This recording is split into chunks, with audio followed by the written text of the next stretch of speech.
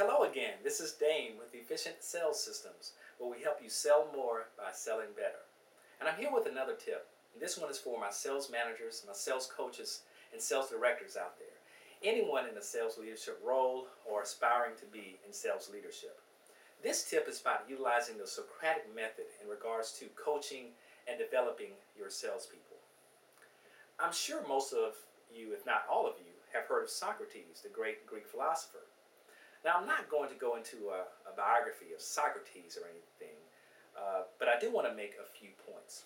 Socrates believed that his own awareness of his ignorance is what made him wiser than others that claimed to be knowledgeable, but in reality were ignorant. Because of this and other reasons, he spent a lot of time questioning himself and others on a myriad of subjects. His method of questioning is what is credited now as the Socratic method. The Socratic method is essentially a teaching method that uses questions instead of statements to help students come to a logical conclusion. It's designed to get students to use their own logic to answer the questions that are posed. There's no interjection of statements or comments by the instructor. There are only questions. The questions themselves are quite simple, but they cause the student to really think and to reflect on the answer. The student understands by their own reflections on and answers to the questions why things are the way that they are in reference to the subject matter being discussed. In other words, the student actually learns something by having to think through the entire process via this Socratic method, instead of someone just talking to them, regurgitating facts, and then running the risk of the student not understanding the concepts or the logic behind what is actually being taught. The instructor, in this case the sales coach, now would better understand if the salesperson truly grasps the material of the subject that's being discussed. So how would you actually utilize the Socratic method with your salespeople? Well, you would first formulate a line of questioning, and you would have it prepared ahead of time. The questions you develop they're designed to elicit a logical response from your salespeople. They're incremental, and they go from one question to the next question in logical steps in a logical order. And they're building to a crescendo or overarching logical conclusion. Your goal is to take your sellers with you, so they're learning throughout that entire process. So let's use an example. Imagine for a moment that you sold garden hoses door to door, and that you were dropped off by your sales manager in the middle of a neighborhood with a box full of garden hoses. And your task was to sell as many garden hoses as you could. But you only had 1 hour to do so because your manager was going to pick you up in exactly 1 hour. And if you hadn't sold any garden hoses in that hour, your manager would just leave you there, and you'd have to walk home lugging a box full of garden hoses. Now, also imagine that you have absolutely no idea how to sell garden hoses. All right? So let's go through some Socratic questioning like I would use with my own students. Now, this is going to be a little bit crazy, a little bit more difficult because I can't hear your responses at home, so I can't really generate my follow-up questions based on how you respond, but only how I would expect you to answer. So please bear with me if my questioning doesn't match your responses at home. But this still should be fun. Okay, let's go. So, seller of garden homes. Let me ask you some questions. And let me preface this by letting you know that some of these questions are going to seem more elementary than others. But please bear in mind that they're not meant to insult your intelligence. Okay? Good. All right, first question. By walking around the neighborhood and looking at the houses, how would you determine who to try to sell a garden hose to first?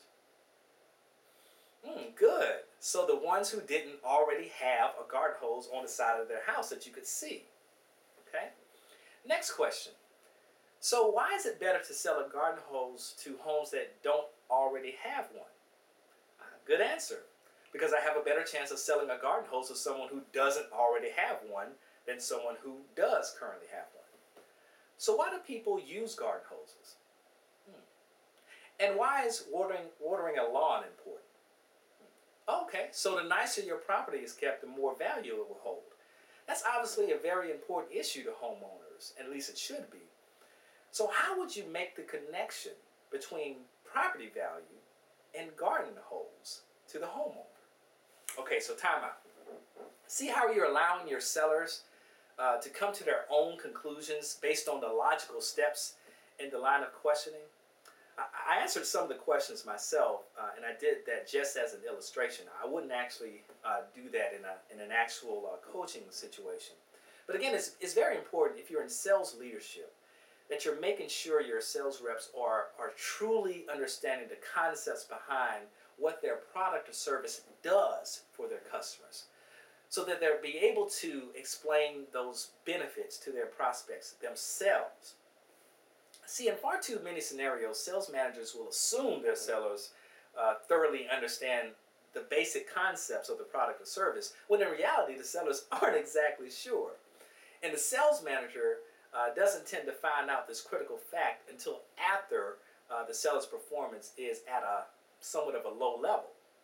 In sales leadership, we can never allow ourselves to make hasty generalizations, overlook the obvious, or make undue assumptions. You have to be working ahead of the curve in order to ensure the maximum performance out of your salespeople. Exercises like the Socratic method are very useful in helping you to understand what your sellers truly know about your product or service and how to sell it, without you having to guess what they know and how they think.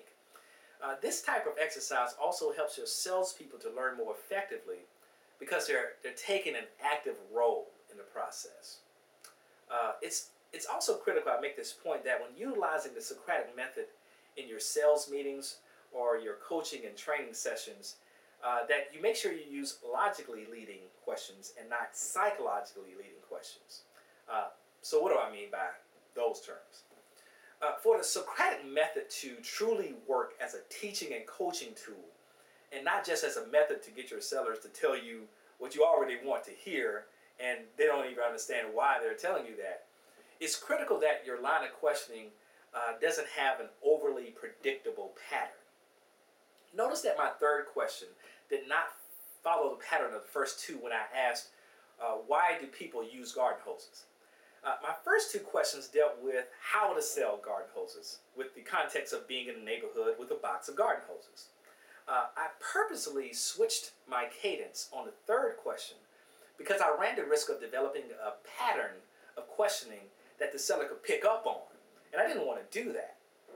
See, psychologically leading questions can allow someone to answer them based on keying into some clues that aren't based on the logic behind the answer.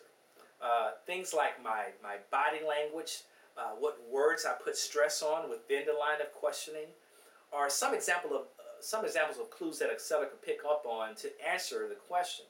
I don't want to make the question so obvious that the answer lies within the question itself.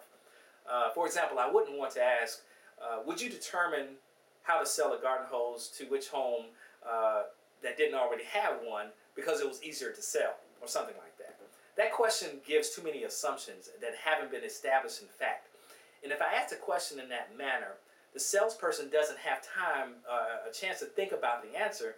They just answer yes or no. The question asked in that manner doesn't allow me as a sales coach to know if my salesperson truly understood for themselves why this was a particularly good method to sell a garden hose. I basically just told them it was.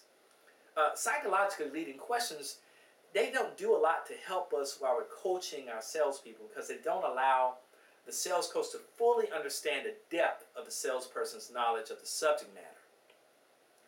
To be an effective sales coach, we have to be equipped to assess where our salespeople are now so that we can take them to wherever the goal is.